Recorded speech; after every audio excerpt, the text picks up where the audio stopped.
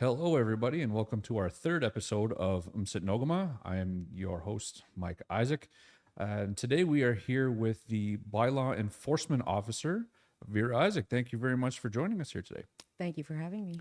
So, like we've done with a lot of our guests here so far, we kind of give you the opportunity to talk about things that you'd want to talk about, or issues you want to bring up, goals that you've achieved, those types of things. So, I'd like to start just for myself, and I apologize for this, but can you just kind of give me an idea of what the bylaw enforcement officer position is? Like, is it something you do? Just is it just dog catching, or is there more to it than that?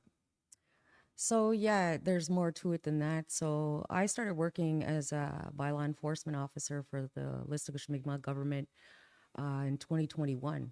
So, next month it'll be like 4 years. So, at the beginning, it still is quite challenging. It's a very challenging job. We have a lot of bylaws. There's some you will find on the LMG site, but there's a lot of bylaws like stemming back from 1952, 1953. A lot are outdated. I mean, I can give you an example of a fine being $5 back then. You know, so I'll just kind of talk about what the most common bylaws that I've been enforcing for the Mi'kmaq government.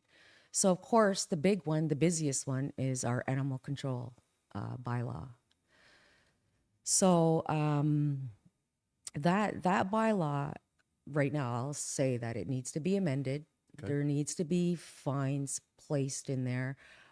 It's a very difficult bylaw to enforce because we have limited resources, limited help. We don't have an animal shelter. It's really difficult to enforce that bylaw. We don't have a fine system in place for it yet. And a lot of complaints I get are about the roaming dogs or the dogs that are attacking pets or people or children. And people just don't seem to, after like almost 4 years now, people are not getting it that being a responsible pet owner is having to tie your dog, taking care of your dog or cat, in every which way possible. So I've been out there. I've been to lots of homes. I've been doing conflict resolution with neighbors and people fighting over what the neighbor's pet is doing Mm-hmm. or what it's not doing. And so I've been out there and I've been out there long enough and I've been on social media and I've been active Mm-hmm. all over the community. I'll always answer my messages, my texts. I'll never leave one empty. So basically it's 24-hour job at times. I've just learned to shut my ringer off at a certain Yeah. time now. So, but it's really frustrating because I get the calls where, listen, this dog just bit my son. And I'm like, okay, whose dog is it? I'll go talk to the person, I'll tell them what the law is because as soon as a dog bites a person, the dog has to be quarantined for 10 to 14 days. That is a law. Okay. So, Now, if you don't mind me asking, yeah, what for? Like, why 14 days? because the vet will not euthanize any dog if it's bit anybody because they want the dog to be quarantined to see if it has rabies or any type of diseases or anything. Okay, so that's a safety thing. It's a safety thing, Okay. yeah. So even the vets will have a hard time euthanizing dogs. Mm-hmm. They'd rather try to rehabilitate that dog Yeah. first and see if it's taken out of its environment, how it's going to act. Because most of the time, when you think about it, a dog will not, it's not in their nature to just attack humans. Yeah. It's either got to be trained and brought up that way, Yeah. or it's sick or something wrong with Mm-hmm. it, and when I get the calls saying, do your job, do something Yeah. about it, it's like, listen, I'm limited to do only so much. the blame shouldn't have to lie on myself or the animal control officers, because when you look at it, the blame always lies on the owner of the dog. No matter which way you look at it, it's the people have to be responsible for their own pets. And I think too, like when you're mentioning that, you know, there's a lot of blame that initially gets, you know, put on either yourself or the dog catchers and so on and so forth. But that's also, again, one of the reasons why we love to have individuals on the show, simply because it allows us to, you know, kind of go into those kind of situations, knowing that, you know, we can't just take the dog and then or the cat in the situation, because there's, you know, whole bunch of steps after the fact. You know, like you had mentioned, we don't have a shelter, so where are we going to put them? How's this going to work? Where do Yep. we need to quarantine them? And that's a lot of things that people don't know. They're not privy to a lot of that information. So, you know, that's why, you know, when we have individuals like yourself, you know, on, we want to make sure that it gives you the opportunity to really kind of, you know, get the information out there, allow that to take place. Like I said, I didn't know that you need to quarantine for 14 days an animal after they bite somebody for those reasons. I thought it might have been, you know, simply just to see if there was any changes, or if there was, you know, if it was something that was a process. But I mean, if that's the case, you know, that's how things go. Now, do you think that maybe it's because, and again, I'm just thinking out loud here, I'm thinking just, you know, the hamster in my head, is that, you know, we grew up that way. We're almost conditioned to be like, oh, that, like, it's just a res dog. Yeah. You know what I mean? To where I remember, like, when I was a kid and dogs would just be freely roaming around, and, you know, this type of stuff happened. So we just got used to, you know, having Right. dogs. You know, it's sometimes I remember being a kid and we had, you know, the street dog, where it didn't live with us, but it showed up and we fed it and it came into the house, and, you know, and then it would go into the neighbor's house and so on and so forth. It was just like that communal dog. Yeah. You know, so do you think that maybe that's an issue where we've just become so used to it that it's like, why now? You know, why all of a sudden do we want to implement this stuff? So I do hear that. I do hear that a lot, you know, with people with different other bylaws, also not only the animal control bylaw, but they're like, come on now, this is the res, you know, are basically like, they're trying, like telling me that, you know, we don't have a law here. Well, it's true, we've never had anyone enforce any of our Listigoshmigma government bylaws, laws, or policies. We've never had a bylaw enforcement officer. So when I got hired, I knew exactly what I was heading into. I knew exactly about the dog situation, because when I was a police officer here, we dealt with dog attacks on a weekly basis, Yeah. where there was packs of dogs roaming around and just attacking people. I did a CBC interview, and as I was doing the interview on on the camera, there was a pack of dogs behind me. Like, So like we you're had to talking about run. us? We had to take cover and run. Yeah. So yeah, so those were stray dogs though. Those, most of them, there was 50 some that did not have any owners. Okay. So they were wild stray dogs. So they were all euthanized at the Okay. time, back in 2002. And then I think the dog bylaw came into effect in 2003. Okay. So it's been So, quite some time then. yes, so I kind of spearheaded that because I was sick and tired of seeing people being attacked on the streets all the time as a police officer.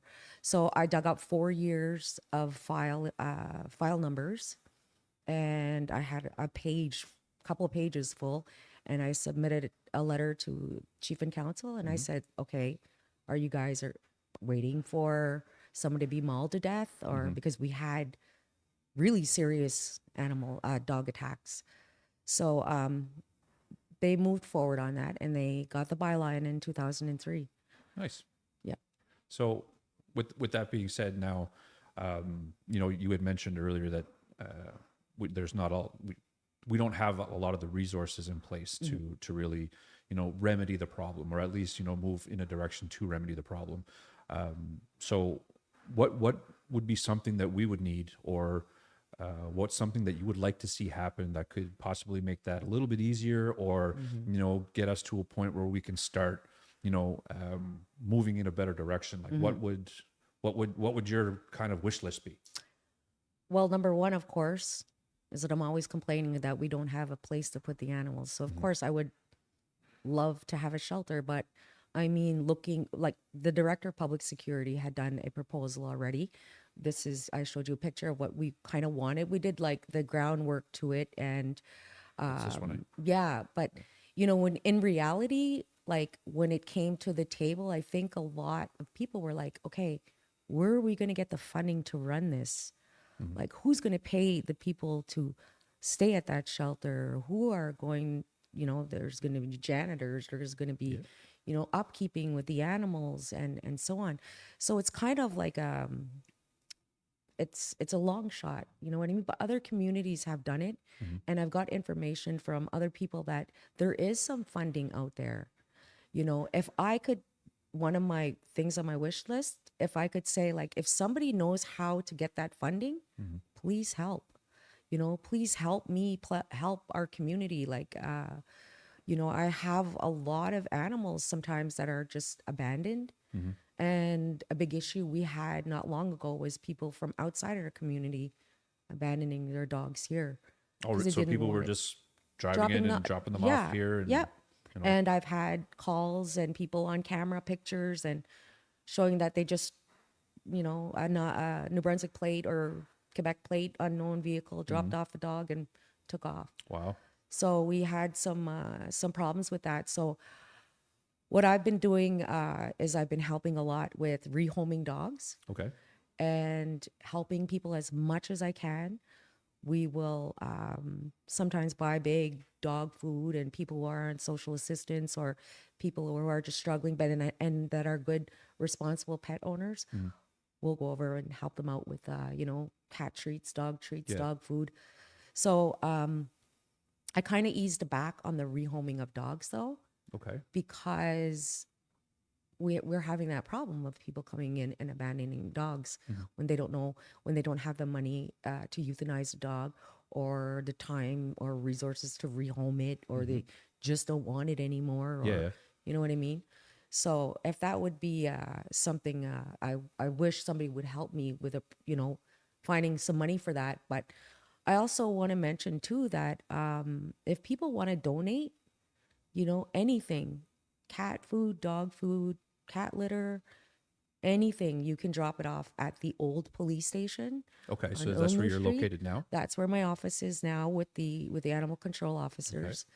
And if you want to donate anything, please feel free. Drop by. We'll take it. We could help somebody out. Like I said, constantly helping people out.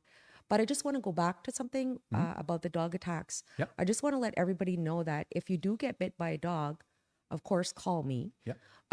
But you can also call the medical center, and you have 72 hours to get a tetanus shot. Okay. Like if you're not up to date with your tetanus shot and it's been more than 8 years, you don't have to go to town and wait 10 hours at the emergency. The Okay. medical center here will give you the tetanus shot if you need it. Awesome. So Mm-hmm. for those of you who just finding this out now, that's 2155, the number at the medical center. So that's definitely good. Maybe not everybody knew that one for sure. Yeah. So again, when it comes to that, like you were talking about funding, and if you look at like even just other animal shelters in the area, a lot of them are not for profit, and a Mm-hmm. lot of them still do rely on donations and so on and so forth to take that initiative and kind of help out and so on and so forth. So maybe that's something again, looking for help, that might be the proper funding to try to find, would be funding as a Yeah. not for profit, and then that way it's not. I'm sure, because I mean, these facilities and these institutions have been open for quite some time. Mm-hmm. That might be an avenue to kind of explore, just to see how they do it and where they grab their funding from, and kind of maybe Yeah. utilize that. And then if the community bands together and decides to contribute personally, that'd be fantastic as well. But just going all the way back in, I'm sure that if it does get to a point where there are fines that are being implemented, so on and so forth, I'm assuming that those dollars would go Back to to the yeah. shelter, and to make sure that everything is going Yeah. fine, and so on and so forth. And with that being said too, you're doing a lot of fantastic work in regards to trying to rehome and so on and so forth, which I Thank think and I may be wrong, and I don't want to speak for anybody, but I've seen other individuals actually on social media taking in animals, specifically cats, Yep. and rehoming them and trying to get some Yep. information out there. She's a young lady that's just graduated from school and so on and so forth, and she takes in Yep. stray cats and fosters them for a bit, and then tries to find homes for them and so on and so forth. God love her because she's been a really big help Yeah, so like for me. and To she me. contacted us the other day. So I mean, I'll throw it out there as a plug for her. I mean, Josie Slaughter. Yep. If you're looking for a cat, you can get in contact with her. She's got a whole bunch of small little kittens that are ready for homes, and she's been taking care of them as best as she can. And she definitely would like some forever homes for these kittens. Yeah, and dogs too. She has taken Oh, okay. some of the dogs that we had were abandoned with broken legs, or we take them to the vet, and she fosters some of the dogs Nice. too. So So we do have a lot of people in Listigoch who love their pets, that's awesome. who are responsible pet owners, who do everything to keep their pets safe, and Yeah. and the big thing is when you have a pet, it's like That's it's a a life commitment. It's a Yeah. commitment, yeah. Like that's not And something to, hey, like, here's a Christmas gift. That's a 12, 13-year commitment. And not only that, the vet bills. The vet bills are thousands and thousands and thousands of dollars. People ask me, "Oh, you don't have a dog or you don't have a pet?" I'm like, "No, I have 200 on the res here, so I don't need one." No, but and I think that again, the more information that gets out, the more people see that it's not just your job to come pick up a dog and transport it. And one of the other things too is that that I've seen online, and I've heard people kind of complaining about in regards to the dog catchers. But correct me if I'm wrong, and if I am, I apologize. But is there an issue with us taking animals and then providing or bringing them to other shelters in the area? Like, is there something that they can accept them, or Yes. like is it a provincial thing, a territorial thing? Yes. So it's not necessarily that you don't want to. It's just that we pick them up and we don't have any place to bring them. Right. So and that is true. Yeah. Okay, so It is true because we have tried. SPCA in Dalhousie has helped us a couple of times, a few times, but they cut a contract with us when I started working, so we no longer had access to them at all. Okay. But they will, if I call and it's something is like an emergency, like I have nowhere else to turn, and they will probably say yes.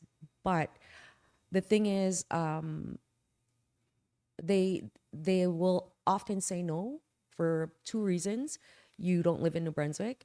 And the second reason is just that they're so overwhelmed and full. yeah, they have a lot too, They right? have a lot of animals. They take care of everything on New Brunswick. So, we're trying to I admit they will help us at times, but this job is a solution. You have to be a solution maker, Yeah. and when I get a situation, I have to find a solution. I have to say, okay, let's put the animal here. Let's try to contact my foster people. Yep. Let's try to get the vet ASAP. So I have to do all that. It's overwhelming. It's a hard, challenging job, just that bylaw alone. Yeah, and I was just going to mention that's one aspect of Yeah, of the things just that you do, one. That's because just one. there are other bylaws that you Yeah. have to enforce or are looking to progressively enforce as they go through. Is there any of those bylaws that you want to touch on? Because I know there's a lot. Yes. So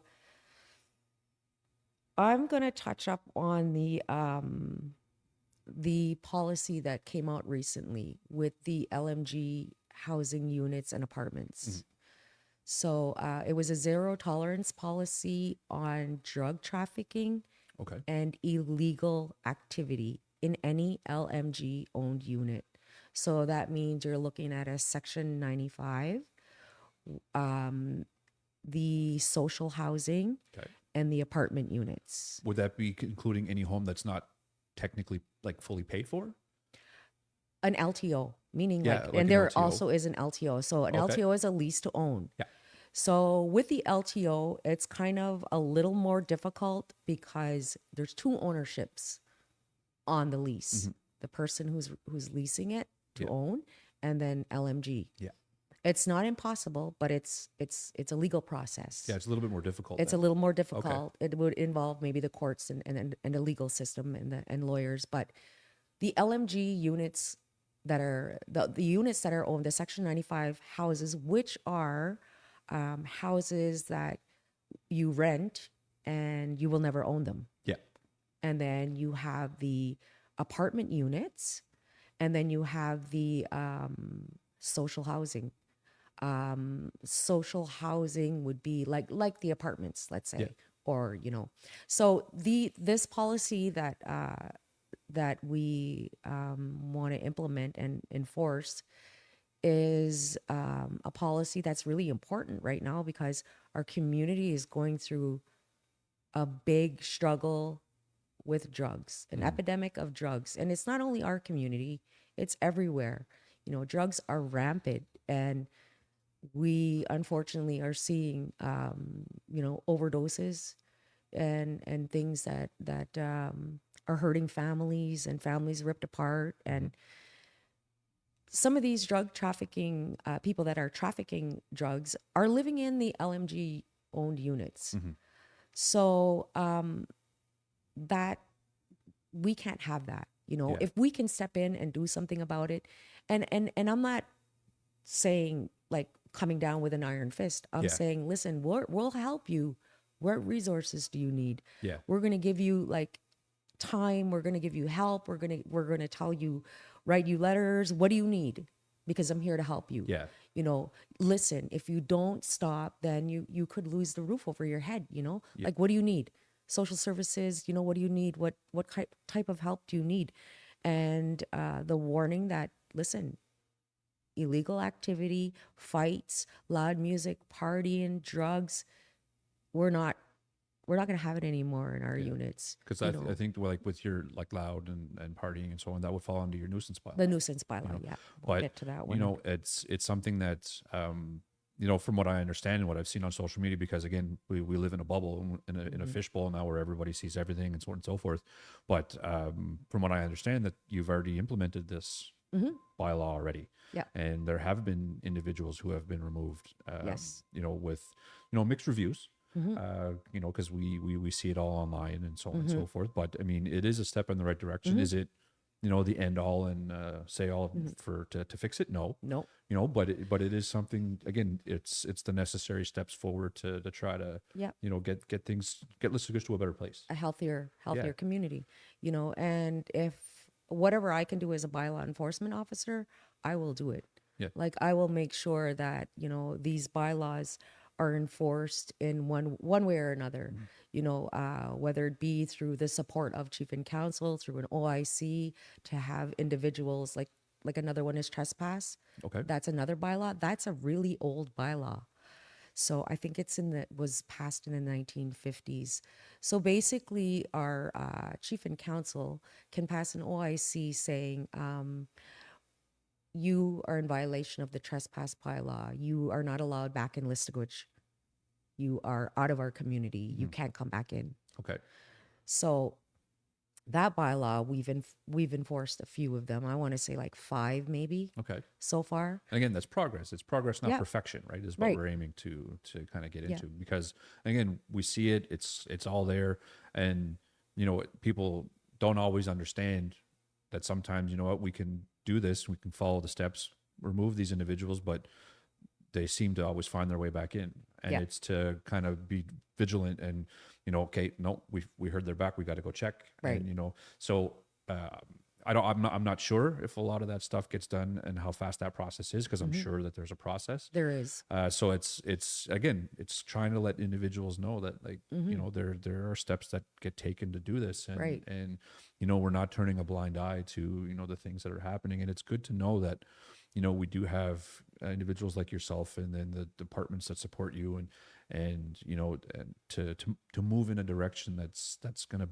be better for us. Yeah. You know what I mean, as a whole and as a community. Because again, correct me if I'm wrong, but from what I understand, some of them aren't even community members. Right. Some of them are they're harboring, I'll use that term, but they're harboring individuals that are not from here. Right. You know what I mean? So it's, we talk about it earlier, like with the dog bylaw and being an owner and having that responsibility. But as a homeowner or an apartment, or an Mm-hmm. occupancy, you have a responsibility, You do, yeah. right, to make sure that things are done in the Yeah. best way, in the proper way. So, Yeah. it's like I said, making sure that we move forward in the best way we can, but at the same time, like you had mentioned, providing services and Yeah. support and help for individuals, that it's not a fire sale of let's just get rid of Yeah. everybody. That we are here to help, and we do have services to help you. So Yeah. what do you need? And that's great to know, because that's not something, again, Mhm. everybody was aware of. It's like people don't just get evicted because, oh, somebody's seen you selling drugs. No, Yeah. like it's a process. It takes a while. There's steps we take. We offer the help. We write the letters to Yeah. them. We try to help them as much as we can. And then in the end, it's like, okay, you're not making any progress, you Yeah. know. And I want to add that a lot of these apartment units and houses are disastrous. They're wrecked. There, there's holes in the walls. There's Mm. things that some of them are like death traps, you know? Like it's like your responsibility as a person in a house or any LMG unit is to take care of the place. Yeah. Take care of this is your home. This is your castle. Yeah. Take care of it, and a lot of people are just taking advantage and just like treating their places, like not respecting the place and busting up doors and Mm. windows and stuff. And it's just not something good to see. And Yeah. it costs the band, thousands of Well, it dollars costs in the community money, repairs. The right? community, right? Yeah. We suffer in the end. So, you know, and just a little touch up on the LTOs. I'll give you an example with the LTOs. There are a lot of people that are not paying their lease to owns. So, um, what's happening is the band is paying thousands of dollars a month for late charges and late fees, Hmm. and that's why people are asking today a question, well, how come they're not building any more LTOs? Hmm. Well, to me, I think they're not building any more LTOs because they don't have the money to do it because they're so far behind in thousands of dollars of late fees Yeah. that Can they you see just that stop it. possibly being a bylaw? Yes, for sure. We're going to be tackling the LTOs. It's sometime in the future. Um, Not right now. We're going to deal with all LMG owned houses first. Hmm. And a friendly reminder, like if you got a LTO, just the ban will take anything, $50 a month, $20 a month. As long as you're paying something on it, nobody Yeah. can bother you. You know what I mean? Like it's something that you're paying Yeah, at I least, think that would be an interesting bylaw, to have in the future. Like you said, you have definitely a lot on your plate right now, Hmm. and that would be something to definitely explore in the future. Now, with that being said, again, not trying to deter from the conversation per se, but there are other bylaws that you had mentioned that you're Hmm. looking to implement, now, Yeah. and again, let's just keep going down the list, because based on the conversations that we've had in the past, and what were a little bit of a conversation we had before we got on air, there's a lot. Hmm. And like you had mentioned, some of them are on the LMG website, not all of them are, Hmm. from what I Yeah. understand. So we talked about the dog bylaw. We talked about, the Section 95, or the Hmm. LMG home policy slash bylaw that's being implemented right now. We kind of touched on nuisance, Yeah. a little bit, and a little bit on trespass. Hmm. Are those two that you wanted to kind of Yeah. elaborate on, or? Yeah. So with the nuisance bylaw, basically what the nuisance bylaw is, there is a fine that comes with the nuisance bylaw. It's $1,000 fine. I've wrote a couple of them already, a few of them. But the nuisance bylaw is basically loud noise, partying at night, basically anything that's going to disturb your neighbors. Anything that will be a nuisance. It would be a Yeah. nuisance. So if you have, let's say, a big loud generator going on outside and your neighbor's just not far away, and Yeah. that sound like, nobody can sleep, and it's those kind of things that are it's uncalled for. Yeah. Why are you doing that kind of music at 2 3 a.m. or that kind of sound, and or running some type of business 24 hours a day, and people are can enjoy their own homes. Yeah. So nuisance bylaw will and like I said, it's $1,000 fine, and it's kind of one of the better bylaws we have and the broader bylaws we have, because it also touches up on people who have, let's say, all kinds of junk and appliances all over their yards, Yeah. and it's I've had to go and tell people, listen, move that stuff, because it's a nuisance. You're disturbing your neighbors. You Yeah. have too much stuff in your yard, or it's halfway on the road, or and if the letters come out and if they don't do what they need to do, then they get a fine, and they get another letter, and then and so on, until finally we'll get to a court process. Okay, so in that situation, again, because I'm ignorant to the way that would work, I'm sure you get the responses of "It's my property, I'll do what I want," right? Now, in those situations, how do you approach that? Do you simply, or actually, I should say, I assume you educate them and kind of explain to them that yes, it is your property. However, Yeah. you know what I mean. You can't. Some of the things are, coming into play that could be damaging to individuals. Yeah. It could hurt people if Right. they're, you know what I mean, if they're coming by your and i and property or and I do explain that, yeah, and I tell them, um I don't go anywhere with an iron fist. yeah, I go in there. I'm human, you're human, nobody's perfect.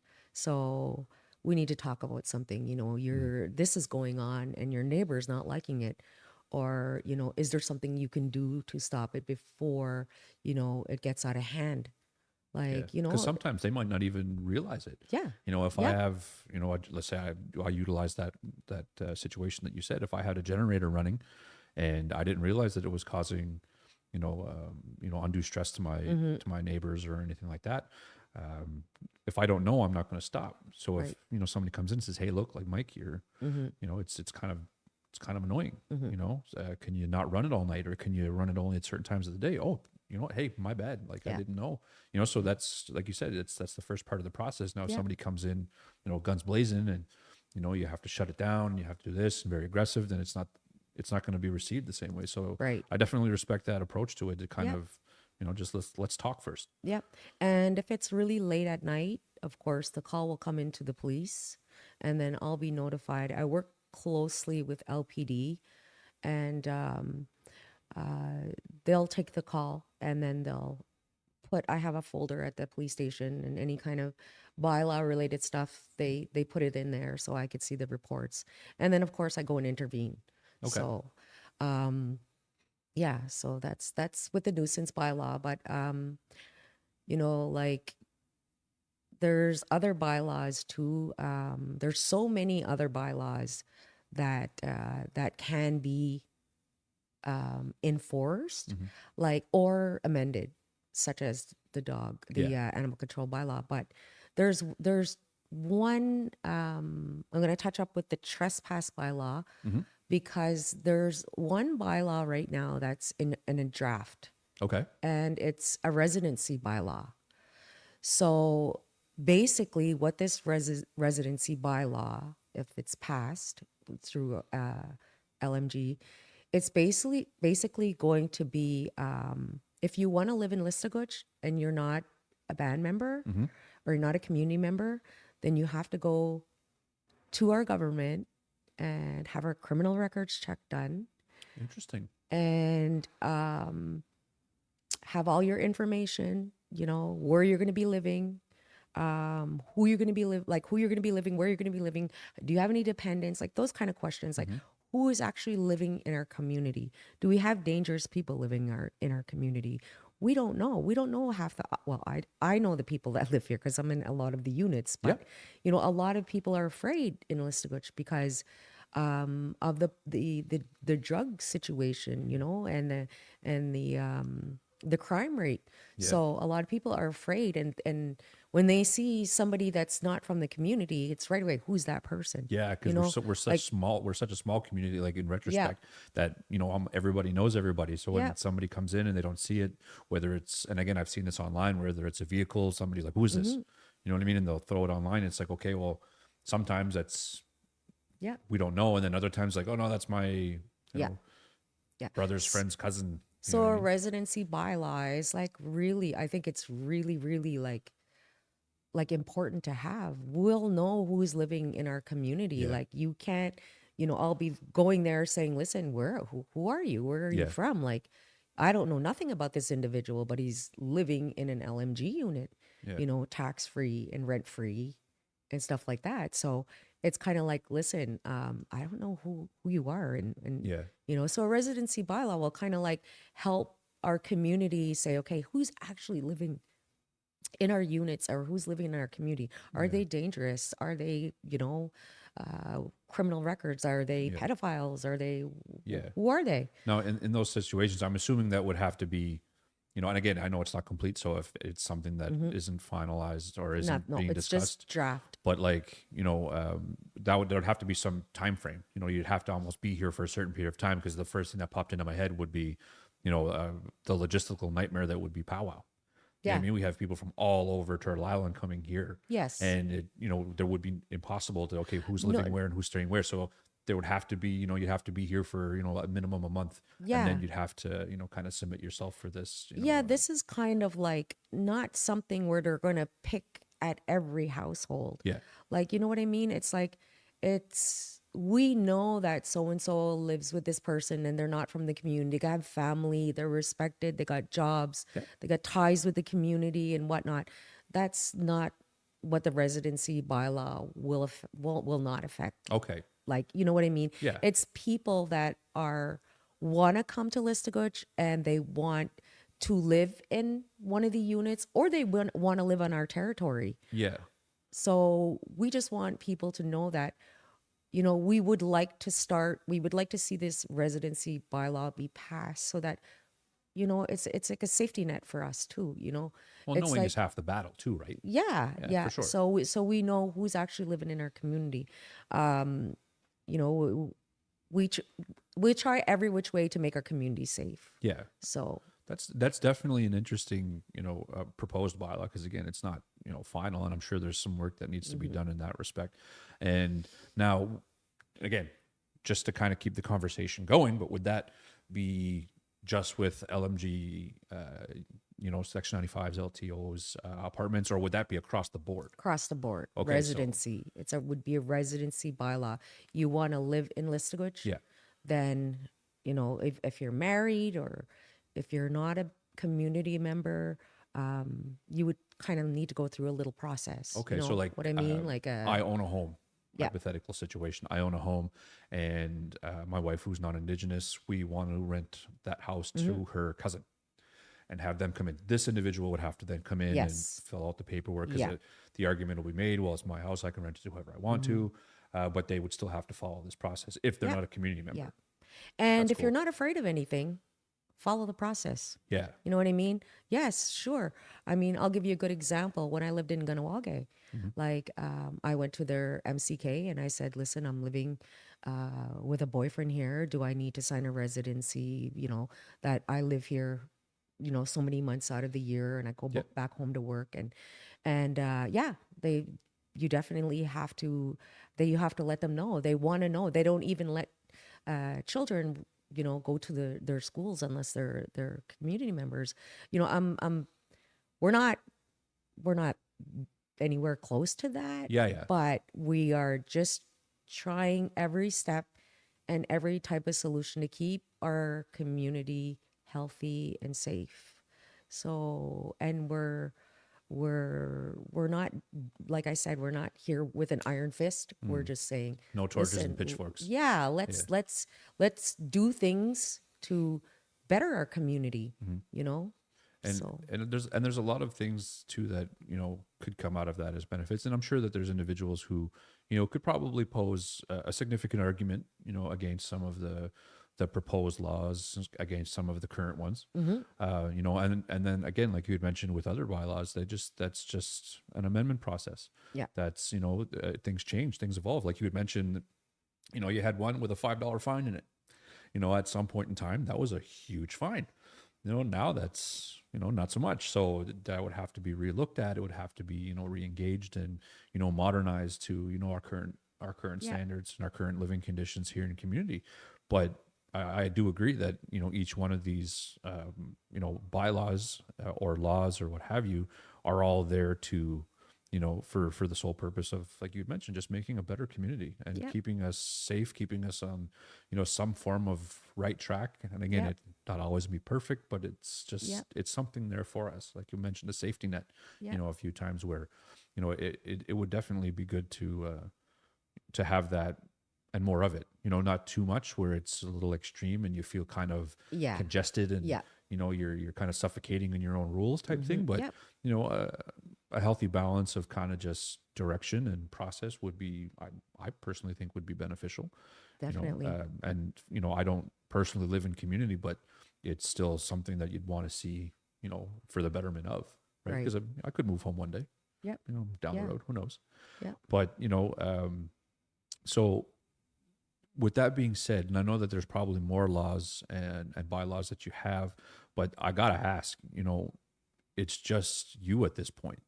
So, you know, I mentioned your wish list a while ago. What would that look like, you know, from a human resources perspective? Mm-hmm.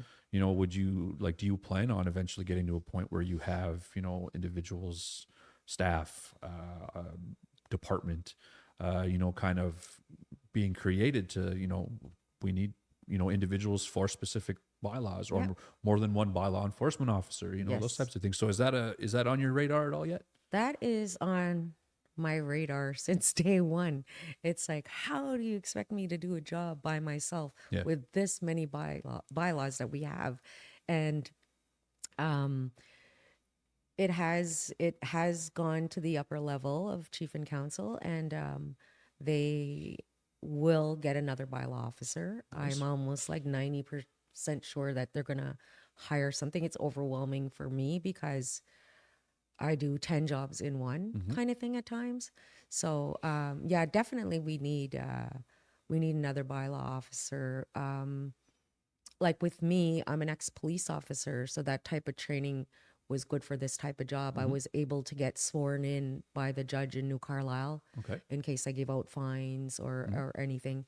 So it would definitely be, somebody who has some knowledge working with the public and, you know, has a strong stomach and a lot of self-discipline Yeah. and Because I'm sure that there's things that are seen like similar to, you know, that as of a first responder or anything yeah, like that, to where, yeah, you know, you kind of have you need to have your wits about you when you're doing this yeah. type of work. So And I think the thing is about the bylaws is that a lot of First Nations communities right across Canada are getting they have their bylaws and they're enforcing them. mm, It's part of being like on our own, more self-sufficient, more, what's the word? Um, um, and I can't remember the we're word, but self-sustainable. I want to right use the there other you word, go. but I'm not Yeah. sure if we're quite there yet. But Yeah, okay. So we want to kind of take control of our yeah, own laws from our own government. yeah, Because when you look at the actual bylaws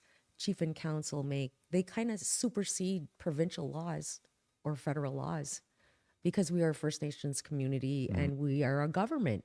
yeah, So we make our own laws. So these laws are really binding and they're there are laws that stick. yeah. And like I said, I went to a conference with a bylaw enforcement conference with over 600 people that attended, and they were like, enforce your bylaws, take control of your community, your people, do what's best for your people. And, none of this provincial type of law that comes in, which everybody gets so pissed off about, right? Yeah. And then it's first thing is like, we live on federal land, would this don't apply to us? And then there's problems. And I think with the bylaw part of it, it's all civil law. It's civil laws. It's nothing criminal, Yeah. the criminal part is not for me, it's for the LPD. Yeah. The civil part of the laws that LMG has is my business, my job. So, So in that situation, you mentioned, you know, the difference between civil and criminal.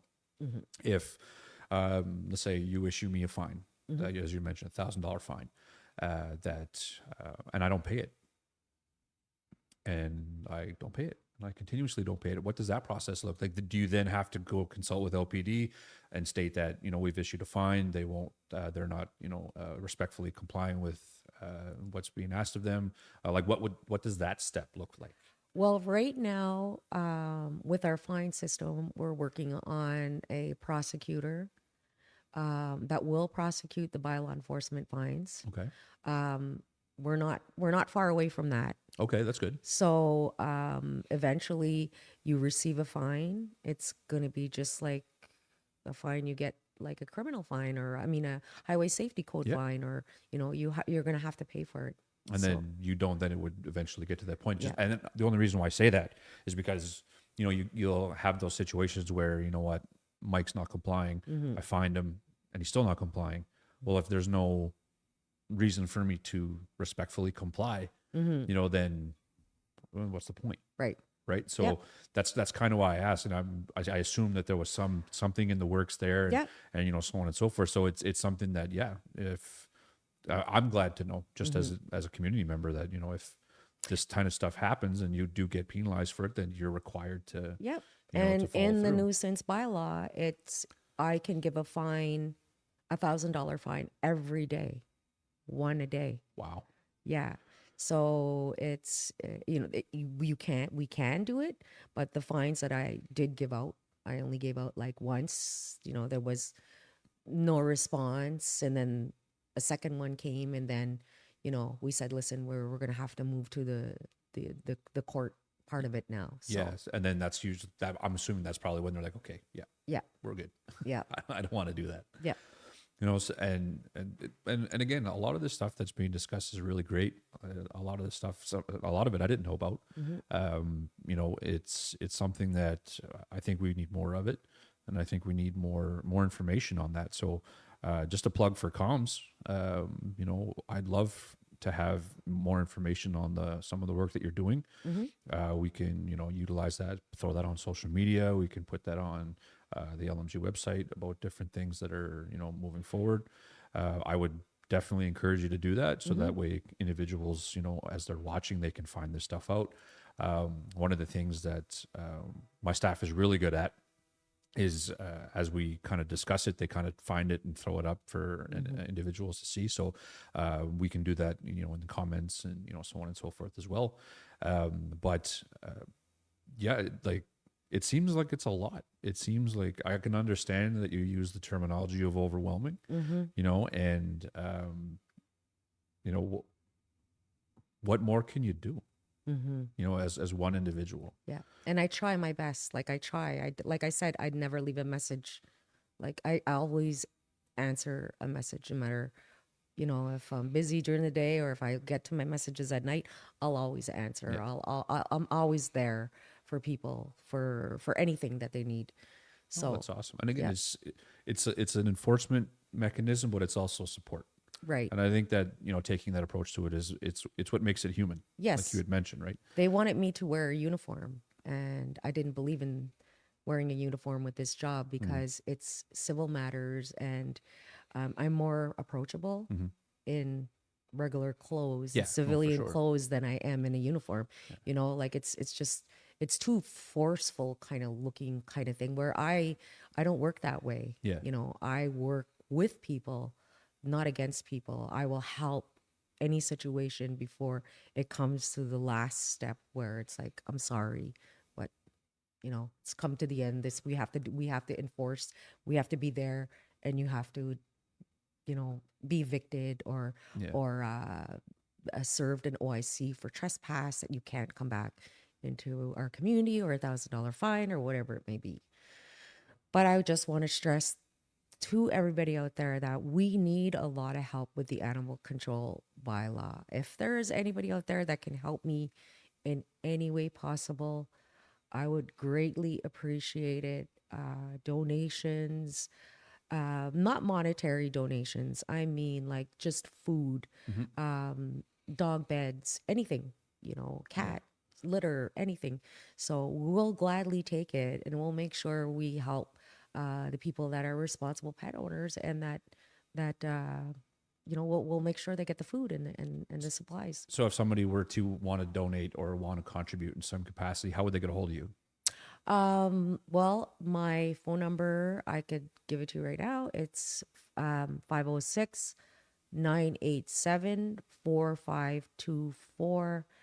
or they can get a hold of me on Facebook Messenger, Okay. which a lot of times I get messages there. Okay. Any type of information you have, any type of concerns, complaints, text me, call me, message me, and I will do my best Is there to answer. do you have an official email with the LMG? I would Yeah, assume so.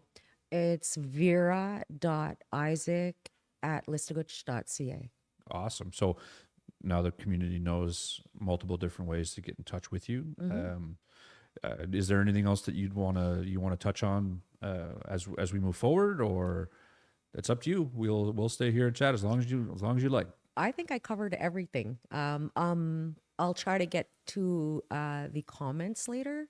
Yeah. And if anybody has any comments or questions on the comments, sorry, I'll try my best to answer them. Sounds good. Yeah. So there you have it, Listaguch. This is our third episode of Nogama here with Vera Isaac. I want to thank you again for joining us here today. If you have any questions for Vera, you could contact her at the information that she provided just now. We will be going through the comments as well, just to try to give you as much information as we possibly can. So I want to thank you for joining us here today, and we hope to have our next Nogama episode within the next week or two. So we're going to hopefully have you tune in then. Thank you very much. If you have any questions or concerns, or if you have any topics of discussion that you'd like us to, highlight, or if there are any programs you'd like to see, let us know through our LMG social media pages. You can also get to us at feedback@listaguch.ca. Thank you very much, everybody. Take care. Thank you, everyone.